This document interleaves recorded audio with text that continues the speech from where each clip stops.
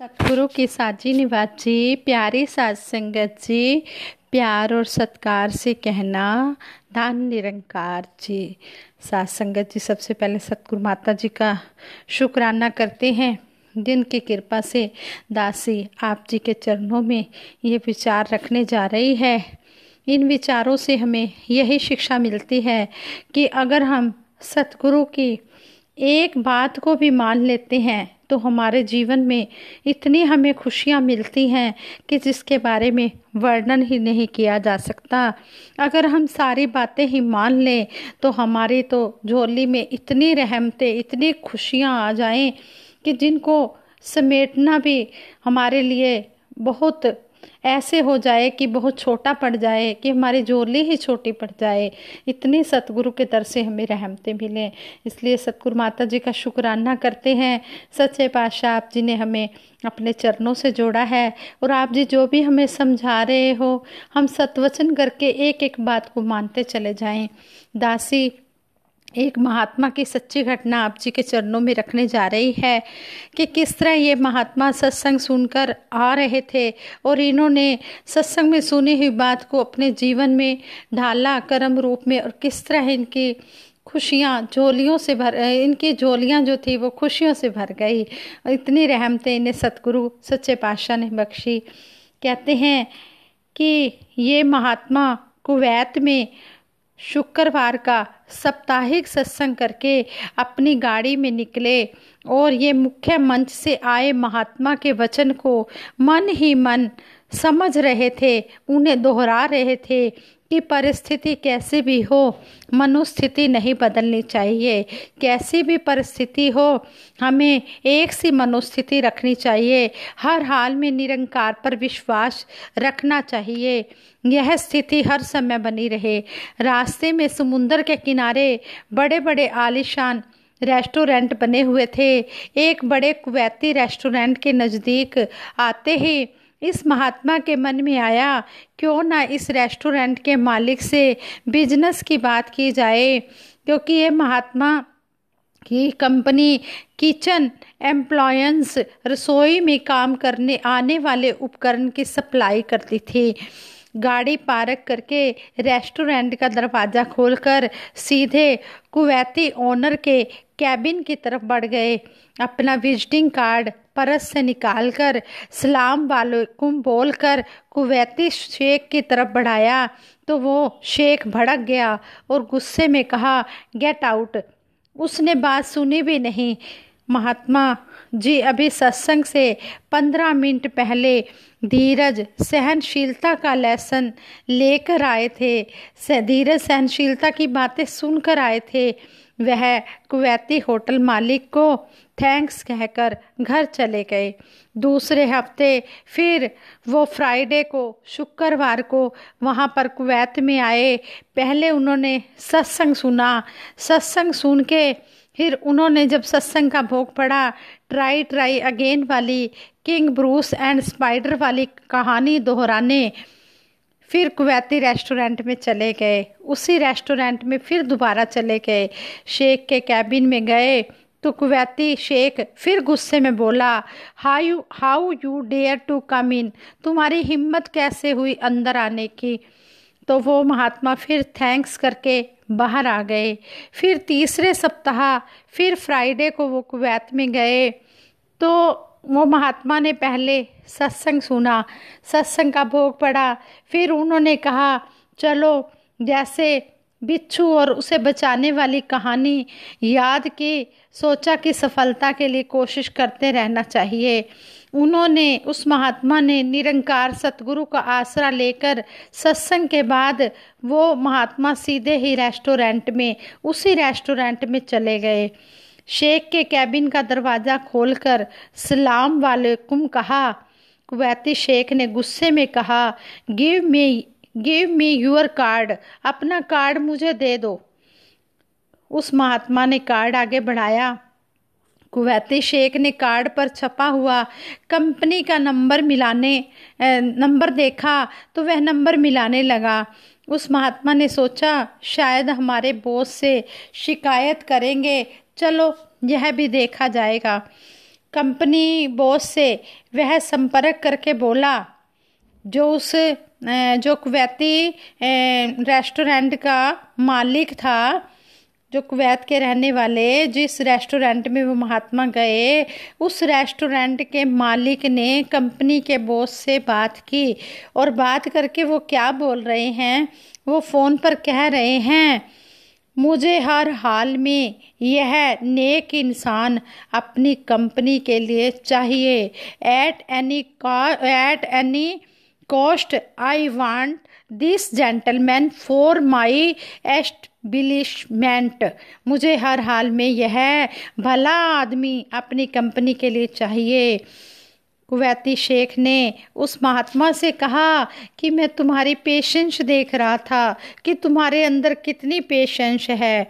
उस महात्मा ने सतगुरु निरंकार का शुक्रिया अदा किया और कहा, बाबा जी, आप जी की सहनशीलता की शिक्षा और सत्संग का ही असर है कि मेरी मनोस्थिति स्थिर रह सकी और मुझे एक बड़ी कंपनी में सेवा करने का अवसर आपकी रहमत रूप में मिल सका।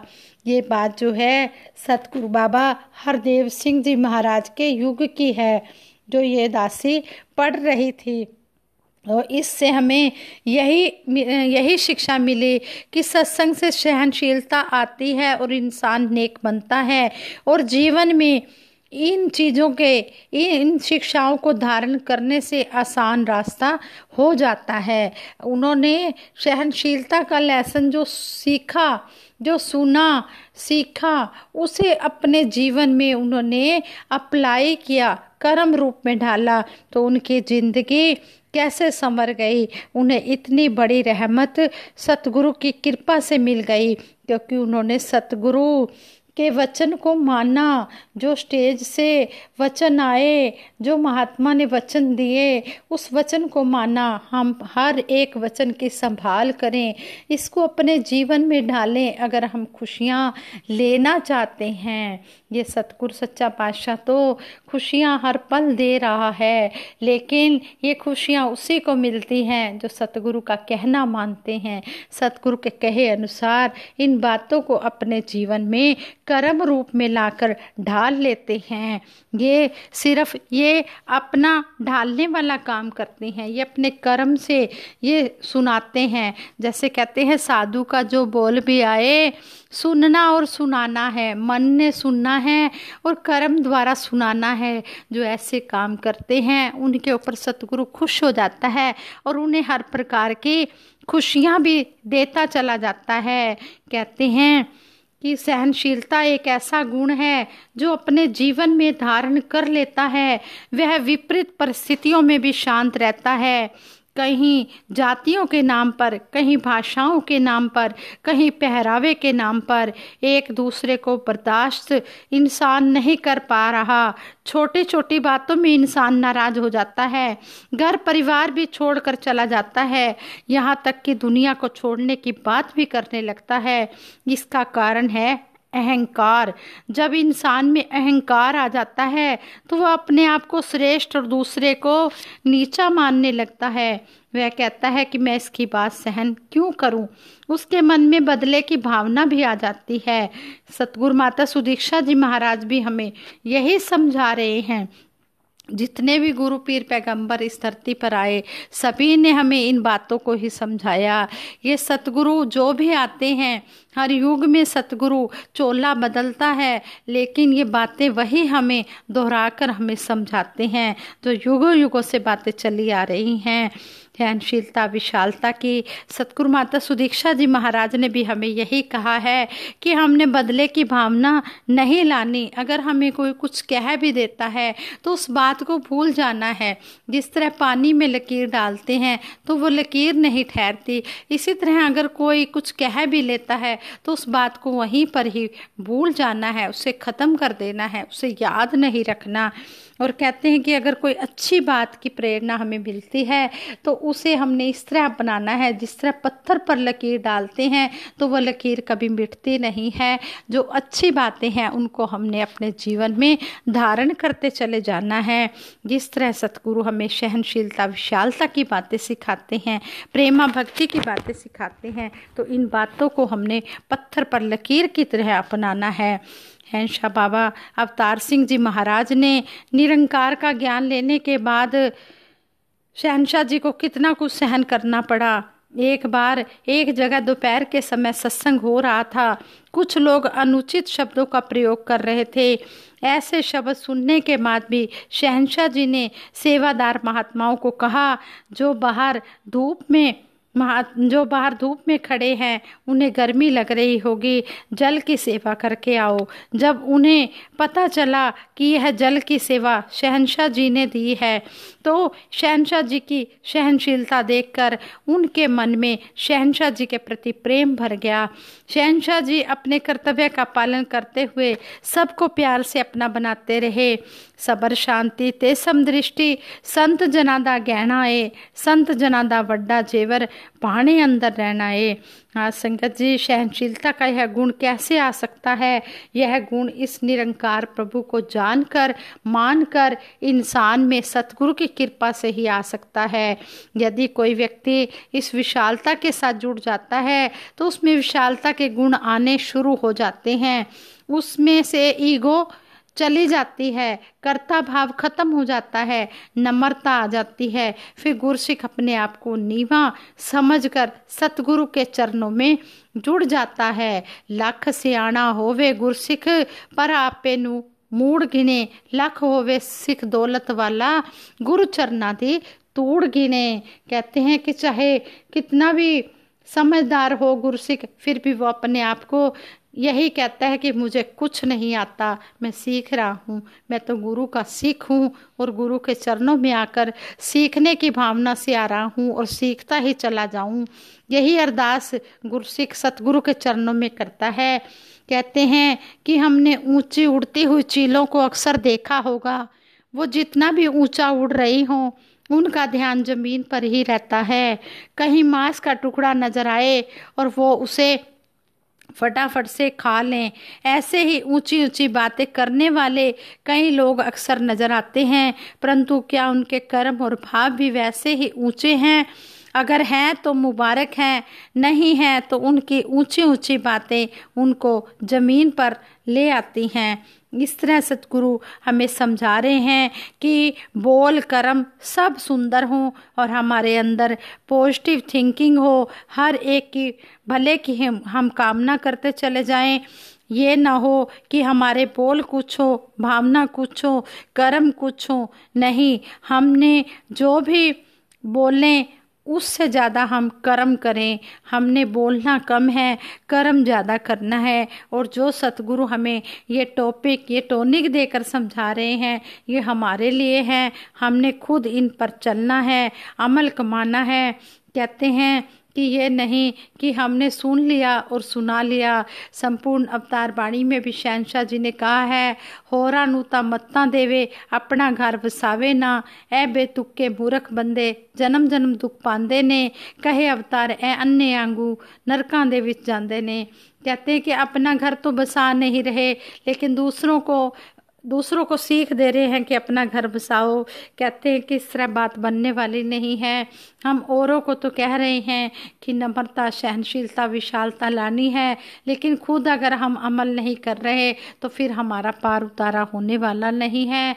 हमारा पार उतारा तभी होगा जब हम इन बातों को अमल रूप में डालेंगे। जैसे खाना खाने से भूख हमारी मिटती है, पानी पीने से प्यास हमारी मिटती है, इसी तरह कहते हैं कि इन बातों पर अमल करने से हमारी ही जिंदगी संवरती है। संगत जी, संपूर्ण हरदेव वाणी में भी सतगुरु बाबा हरदेव सिंह जी महाराज ने कहा है, संत जनों का, भगत जनों का युग युग से फरमान है, बोल कर्म में ढल जाए तो हो सकता कल्याण है। तभी कल्याण होगा जो हम सुन रहे हैं उन्हें कर्म रूप में ढालें।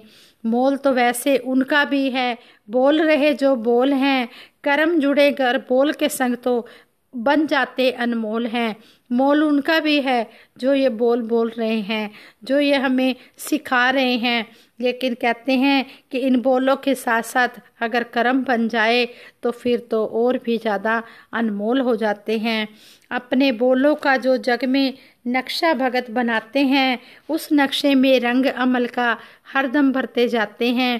कहते हैं कि जो संत महात्मा इन बोलों को अपने जीवन में नक्शा बनाकर चलते हैं और इस नक्शे में अमल का रंग भरते हैं। अमल करने से ही बात बनेगी। अमल करते हैं तो कहते हैं कि उन्हीं के जीवन में पार उतारा हो जाएगा। मन वचन और कर्म से एक होकर के दिखलाना है। कहे हरदेव सतगुरु की रहमत को नित पाना है। अगर हम सतगुरु की रहमतों को हर रोज नित पाना चाहते हैं तो कहते हैं कि फिर हमने मन वचन और कर्म से एक हो जाना है। अंदरों होर ना होवा ते बाहरों होर ना होवा, खाम खातो थे चने दा शोर ना होवा। हम अंदर बाहर से एक होंगे तभी ये सतगुरु हमें अपने चरणों में प्रवान करेगा।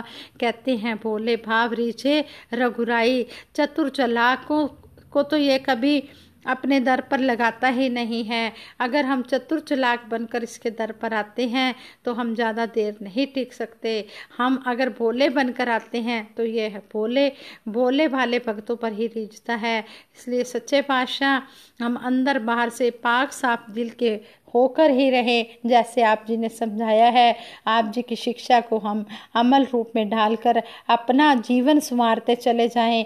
पहले हम खुद इन बातों को कर्म रूप में ढालें, फिर औरों को भी ये काम करने की प्रेरणा दें कि हम सुखी हुए हैं। आप भी इस दात को पाकर, ये ब्रह्म ज्ञान जो है बड़ा ही अमूल्य धन है, इसको पाकर आप भी सुखी हो जाओ। जिस तरह हम सुखी हुए हैं आप भी सुखी हो जाओ। फिर हम दूसरों को भी कहें। इस तरह हम कर्मों को अपने जीवन में ढालते चले जाएं, अमल का रंग भरते चले जाएं। संगत जी दासी से विचार करते हुए कई प्रकार की गलतियां हुई होंगी, आप जी क्षमा कर देना। और दासी सभी के लिए सिमरन करवाएगी, सभी ने मिलकर सिमरन में साथ देना है। तू ही निरंकार मैं तेरी शरण हाँ मैनू बख्श लो। तू ही निरंकार मैं तेरी शरण हाँ मैनू बख्श लो। तू ही निरंकार मैं तेरी शरण हाँ मैनू बख्श लो। बोलिए सतगुरु माता सुदीक्षा सविंदर हरदेव जी महाराज की जय। निरंकारी राजमाता